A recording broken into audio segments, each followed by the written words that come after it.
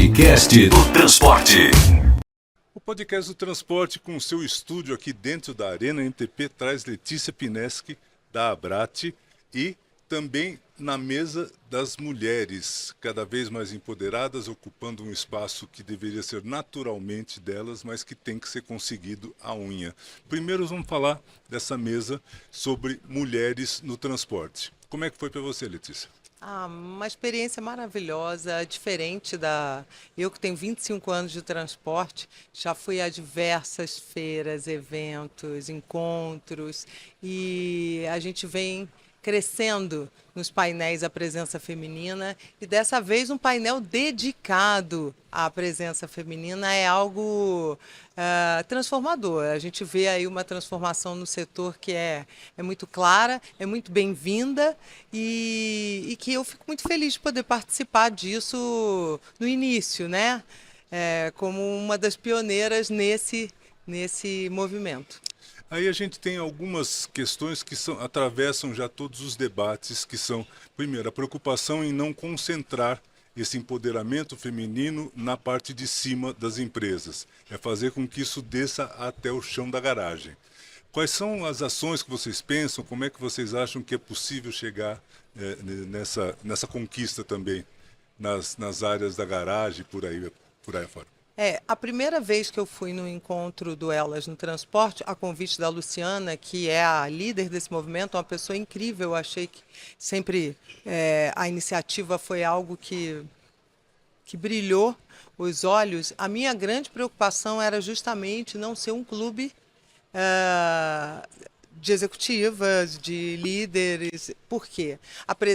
As mulheres são mais de 50% da população brasileira, e a gente sabe que os grandes desafios não estão no topo da pirâmide. Os grandes desafios femininos estão na base da pirâmide, especialmente as mulheres que são arrimo de família e que criam filhos sozinhas, que cuidam de mães doentes, de pais doentes. Os desafios femininos para quem tem baixa renda e baixa escolaridade são, de fato, os desafios femininos. Os outros todos são apenas quebra-molas, para usar nosso jargão. Então, isso era muito importante que tivesse no contexto, e foi algo que eu conversei sempre com a Lu desde o início, que eu queria muito que a gente pudesse falar para esse tipo de mulheres e oferecer a elas uma oportunidade de crescimento na carreira. Porque se você chegar em qualquer empresa de ônibus, você com certeza vai encontrar na área da limpeza, na área do cafezinho, como foi uma das histórias que a gente ouviu de uma colega no painel, uma pessoa que é do sexo feminino trabalhando. Mas se você qualifica um pouquinho mais o trabalho, temos uma oficina, temos mecânica, temos técnico em ar-condicionado, motorista, né? Você já começa a não encontrar mais as mulheres e os salários vão subindo também. E é aí que a gente precisa inserir, porque você não vai tirar uma pessoa da faxina e colocar a pessoa no controle da empresa. Ela vai ter que passar por etapas. E talvez nem seja nessa primeira geração, porque a gente sabe que tudo isso é um trabalho geracional. Talvez ela tendo uma melhoria na renda dela, consiga oferecer um estudo melhor para a filha, que posteriormente entra como estagiária ou como trainee, e assim a gente vai, de certa forma, oferecendo oportunidade para as mulheres no transporte. De todo jeito, em alguma escala, a previsão é o aumento de capacitação. Com certeza. Para que pelo menos subam alguns degraus dentro da sua própria escada. Exatamente. Eu acho que como madrinhas dessas mulheres no transporte, o que a gente pode oferecer, e foi uma das alternativas que eu sugeri, de baixo custo, é um trabalho de mentoria. Se cada uma das mulheres que, como nós, tiveram a oportunidade de sentar em cargos de gestão, de confiança, de visibilidade, a gente pode dedicar um período do dia, da semana, do mês, qualquer quantidade importa, para mentorar uma mulher dessas que você vê um talento, que você vê uma necessidade, às vezes, para encontrar dentro das skills que ela tem, dentro dos atributos que ela tem, das facilidades que ela tem, alguma perspectiva de capacitação. Uhum, tá certo. Um primeiro passo, né? E é uma possibilidade de isso ser multiplicado por onde seja possível, para criar essa primeira geração. De fato, é geração, né? É um caminho que não dá para fazer Não dá. subindo Não muito dá, rapidamente. mas eu acho que a gente pode ajudar a acelerar um pouco isso, Sim. porque eu estava vendo um dado que no Brasil, uma família de baixa renda, principalmente as famílias afrodescendentes, elas levam 9 gerações para ultrapassar a faixa de renda do salário mínimo. É muita coisa, vamos. É muita, 9 gerações é algo impensável. E sempre há uma dificuldade maior, porque se um se destaca e começa a ter uma melhoria na renda, ele traz com ele a obrigação de sustentar cada vez mais gente que não conseguiu chegar lá e parece que algo sempre puxa para baixo essas pessoas. Então, assim, enquanto sociedade, enquanto seres humanos, a gente não pode se conformar com algo assim como a gente não pode se conformar com a violência urbana, como a gente não pode se conformar com a miséria, mas dentro do nosso ambiente de trabalho, que é algo que a gente pode fazer alguma coisa, tem a ferramenta, acho que já dá para começar a trabalhar. Ok. E do ponto de vista do lado de lá do balcão, as suas clientes, né? O seu público feminino das empresas, das operadoras, há a ideia de fazer alguma coisa de acesso ou de ajuda ou de apoio, temos questão de segurança aí, pelas mulheres que andam no transporte coletivo? Olha, por incrível que pareça, o ambiente do ônibus rodoviário ele até é muito propício para insegurança feminina, para essa percepção. Mas a gente tem um baixíssimo índice de ocorrências de assédio ou de qualquer tipo de violência com a mulher especificamente. Isso são dados, não é uma opinião minha, é fato. Existe sim uma possibilidade de subnotificação? Existe, claro, como em tudo, mas de fato é pouco. Eu até já fui estudar isso mais a fundo para poder entender por que a gente tinha, se no transporte urbano a gente tem índices maiores, né? Fui entender por que no rodoviário, onde está, às vezes, uma viagem à noite, tudo escuro dentro do ônibus e tal, não tínhamos se comparada a quantidade de partidas e a quantidade de ocorrências em um ano, é muito baixo. Eu fui ver o que eu acho que pode ser, e aí acho mesmo, eu acho que o fato do passageiro ter que se identificar para viajar, apresentar a identificação para o motorista, e ele estar fechado ali dentro, isso deixa ele menos seguro para a impunidade. Ele não se sente seguro, ele acha, isso aqui, melhor me comportar, porque senão esse cara me fecha aqui dentro e só para na Polícia Rodoviária Federal, e é o que vai É o que acontecer. vai acontecer. Então, acho que isso ajuda bastante. Tá, porque aí fica em questão o lado do transporte urbano, onde aí você tem a passagem, né? Exato, é muito fácil, sobe e desce. O assédio é feito no ônibus cheio e aí Exatamente. aproveitando e se esgueirando, e aí Exatamente. fica uma coisa mais difícil de identificar, e aí esse anonimato acaba facilitando. Né? Exatamente. Além de não ter passageiro em pé, não ter essa lotação de cada um ocupa uma poltrona, você tem a identificação para entrar no ônibus, você tem um motorista que é o comandante daquilo ali, e ele... agora, de nossa parte, o que foi muito necessário e sempre contínuo? A capacitação desse condutor, o treinamento desse condutor para acolher uma reclamação, que é algo também que é um desafio, já melhorou muito, mas que exige toda uma sensibilidade, um cuidado para tratar com esse tema. Não só tratar a própria mulher que foi vítima, mas até mesmo para lembrando que ele também pode vir a responder por alguma algum pré-julgamento, então ele tem que agir com muita precisão. Recolhe a pessoa para isolar ela do assediador, vai até a polícia, toma todas as providências. Às vezes a mulher não quer que o restante do ônibus saiba o que aconteceu.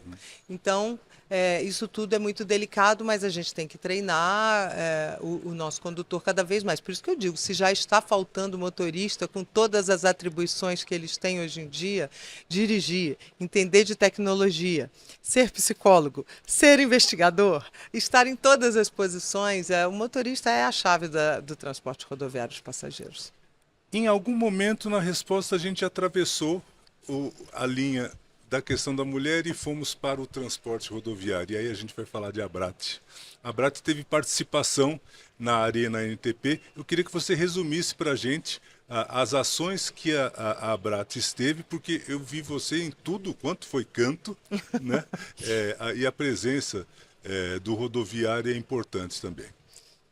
A Abrat, ela tem as empresas, a gente até colocou um apelido agora, né? A Associação das Melhores Empresas de Transporte do país.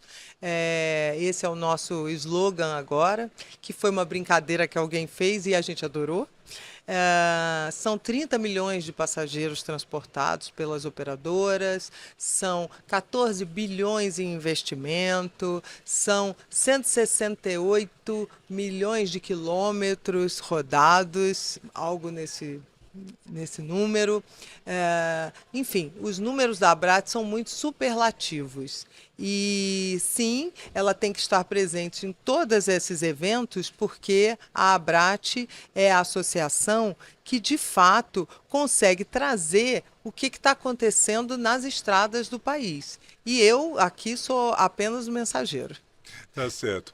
A mesa em que a Abrat participou tinha a ver com, não exatamente com ônibus, né? Como é que foi essa... Não, o painel que a gente trouxe para cá foi um painel sobre terminais rodoviários e a intermodalidade. Porque, em se tratando a Arena NTP de um evento muito mais ligado ao transporte urbano e à mobilidade urbana, a gente queria conectar os assuntos e o ponto de interseção é o terminal rodoviário. O terminal rodoviário hoje ele é um hub, é uma sala de espera da mobilidade. Então, trouxemos um case muito interessante, que é o de São Paulo, que é a administração dos terminais rodoviários de São Paulo, que de fato é um exemplo de terminal onde a intermodalidade é vista com muita materialidade. Você tem o metrô, você tem o transporte urbano ali, o passageiro hoje chega no transporte rodoviário em qualquer um, né? Seja o Tietê, o Jabaquara ou mesmo o Barra Funda. E ele se locomove para todas as regiões da cidade. E isso é o que efetivamente incentiva o passageiro a utilizar o transporte coletivo. Essa intermodalidade é o que pode, de fato, incentivar o passageiro e promover uma mobilidade sustentável.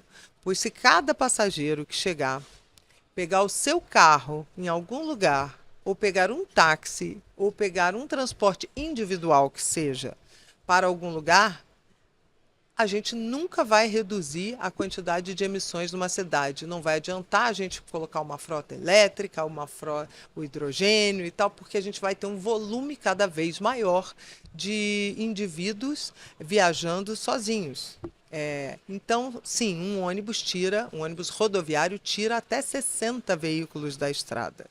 Isso, de fato, reduz as emissões. Então, nesse contexto, a intermodalidade dos terminais são muito importantes. E a gente sabe que o exemplo de São Paulo é uma minoria quando você fala de Brasil, né? E a gente tem também os terminais, eles também precisam, eu lembro de uma pesquisa da Abrat divulgada há algum tempo atrás, sobre a avaliação do transporte rodoviário, do transporte intermunicipal, interestadual, ele é muito bom dentro do ônibus, né? Os pontos fracos são a partir da chegada e eventualmente as paradas, né? A falta de uma qualificação Brasil afora para que a viagem seja uma coisa segura. Então, um ponto fraco, né, a ser avaliado é assim: eu gosto de fazer a viagem de ônibus. O que eu não gosto é da estação de cá, a estação de lá e a parada. Sim. É nisso que vocês também, há algum tempo, estão focando esforço. E a melhora dos terminais também tem a ver com isso, né? Com certeza, a viagem, ela tem que começar antes do embarque e terminar depois do desembarque. Porque na cabeça de um passageiro, de um cliente, essa é a experiência de viagem dele. Quando você pergunta para uma pessoa que viajou São Paulo para Curitiba, do Rio para São Paulo, do Rio para Belo Horizonte, como foi a sua viagem, ele não vai falar, olha, no ônibus foi ótimo, na rodoviária mais ou menos, peguei um Uber e tive problema, ou adorei. Não é assim. Se uma coisa aconteceu de ruim, em algum ponto entre a hora que ele saiu de casa e a hora que ele chegou no hotel, na casa, ou seja, onde for no destino final, ele fala, minha viagem foi um problema. E ele conta aquele episódio, mas na cabeça dele o que fica é: minha viagem foi um problema. E isso é um problema para nós, porque essa recorrência, ela não vai acontecer se ele tiver uma memória ruim da viagem dele. Então a gente precisa, não tem muita ingerência sobre isso, a nossa iniciativa, o que a gente pode fazer é o que a gente fez aqui, que foi trazer a discussão. Trouxemos a Agência Francesa de Desenvolvimento, que está interessada em financiar os terminais, que o projeto de terminal é um terminal sustentável, é um terminal que incentiva o comércio de mulheres empreendedoras, ela está totalmente vinculada às ODS da ONU. Então, assim, temos até o dinheiro para fazer, né? Quer dizer, não é nosso, mas a gente pode apresentar quem faça. O que interessa é melhorar a experiência como um todo, porque é o que o passageiro vai lembrar. Com certeza. E aqui é o lugar onde você vê o diagnóstico, o levantamento de um problema, a solução e o jeito de fazer, né? Sim. Aqui tem muito essa variedade de possibilidades. Aqui tem banco, aqui tem, enfim. Exatamente, com toda certeza. Eu acho que para a próxima arena, ou a Latibus ou qualquer outro encontro de transporte que é promovido, fica um desafio para nós, que é trazer os pontos de parada. Trazer os restaurantes e os pontos de parada, ou quem esteja interessado em fazer. Até porque a gente sabe que as empresas, elas têm muitos clientes a oferecer para esses pontos de parada, e aí, se a gente trouxer e conseguir minimamente demonstrar o quanto vale a pena investir, que o negócio é rentável, a gente vai multiplicar esses locais e as empresas vão poder ter como opção de parada, e para o passageiro vai ser um ganho muito grande. A gente fez um projeto no Nordeste que tinha um problema muito sério com pontos de parada, chamado A Boa Mesa na Estrada, que era com o Senac. A gente capacitava pequenos empreendimentos, que eram pontos de parada, postos de combustível, para melhorar a refeição que eles ofereciam e a higiene e tal, e certificava essas localidades. E tinha o selo 3 garfos, 2 garfos, garfo de ouro, era assim certificado. Isso mudou o conceito. Hoje a gente tem uma rede, eu não vou falar o nome para a gente não fazer propaganda de graça, a gente tem uma rede que a gente conhece, quer dizer, a gente conhece uma rede que se multiplicou, hoje eles já têm 28 restaurantes e eles mudaram a cara dos pontos de parada no Nordeste. A comida é barata, que precisa ser, o lugar é limpo, tem ar-condicionado, inclusive nos banheiros, que é algo que nem aqui no Sudeste a gente não experimenta. Tem o básico, o luxo não é necessário. O que é necessário é uma comida bem feita, honesta pelo ponto de vista de custo-benefício e limpeza. E isso mudou a cara dos pontos de parada e incentivou mais pessoas a quererem viajar. Com certeza, porque aí não tem aquela perspectiva de você viajar, encontrar um pão de queijo frio, duro e caro. Exatamente. Quem viaja em aeroporto sabe que a grande reclamação das pessoas é que você toma um café com leite, come um pão de queijo, você não paga menos de R$ 27. Sim. E isso é algo que não dá para aplicar o transporte rodoviário de passageiros. Sim. Se for assim, a gente não, o cara vai ter que decidir, ou ele paga a passagem, ou ele Ou paga o ou ele lanche. faz o lanche. Não dá. E ou ele paga a hospedagem no hotel, no Sim. lugar onde ele vai. E o que a gente quer muito é incentivar de fato é o turismo doméstico por ônibus. A gente já foi um país que teve muito turismo rodoviário, muito turismo rodoviário. Naquela época como é que chamava a empresa? Era Soletur. Se lembra? É. Como tinha excursão rodoviária para Excursão. tudo quanto era lugar no país. Hoje eu entendo que fretar um ônibus, às vezes a pessoa não consegue a quantidade de pessoas para fretar um ônibus inteiro, mas você não precisa, porque da mesma forma que você não freta mais avião, e também fretávamos antigamente, né, para excursões, você compra a passagem no serviço regular para 1, para 2, para 10, para 8, para 20. Coloca a pessoa no serviço regular de passageiros, na linha regular. Ele tem ônibus cama, leito, semileito, executivo. Ele tem todo tipo de serviço para todo tipo de bolso, para mais de 5.000 localidades no Brasil, 5.000 cidades, né? Que é mais ou menos a quantidade de municípios que a gente tem. E a maior parte deles só se acessa de ônibus. O potencial turístico do país é imenso no interior, Chapada, Pantanal, cidades como Araxá, cidades como sul de Minas, São Lourenço, Caxambu, Cambuquira, Lambari, estâncias hidrominerais, só se acessa de ônibus. Por que não? Mas para isso a gente tem que garantir uma experiência para o passageiro interessante em toda a viagem. Toda viagem. Muito bom. Deu vontade de viajar de ônibus. Pois é. Falando, porque assim, as últimas experiências, elas foram crescentemente boas. Há uma óbvia progresso, o exemplo é o que aconteceu no Nordeste, é uma óbvia melhora. O double deck, por exemplo, antes era uma raridade que você parava na rua para ver. Hoje você encontra em qualquer terminal, você encontra vários deles, é uma coisa comum, basicamente, né? E você tem o transporte muito mais gostoso. Ponto parágrafo noutra linha travessão. A Abrat vai ser homenageada, maiores e melhores, pelo seu 30º aniversário. Eu quero saber com que roupa vocês vão na festa de aniversário. Ah, com uma roupa bem colorida, bem festiva. Talvez verde, como aqui, porque é a cor da Abrat, porque é sinal verde para o passageiro, sinal verde para o futuro. Como a gente diz, o slogan não é nosso, mas de fato o futuro já começou. E a gente só tem a comemorar, são 30 anos da associação. Uma associação é uma reunião voluntária de pessoas. Ninguém é obrigado a se associar, inclusive está na lei, né? Ninguém é obrigado a se associar. Se você se associa e essa associação consegue atravessar 3 décadas, é porque ela consegue entregar alguma coisa de valor para os seus associados. A representação institucional, a representação jurídica, legislativa, parlamentar, né? Um acompanhamento parlamentar de assuntos de interesse das empresas rodoviárias de passageiro durante 30 anos, num país onde até o passado é incerto.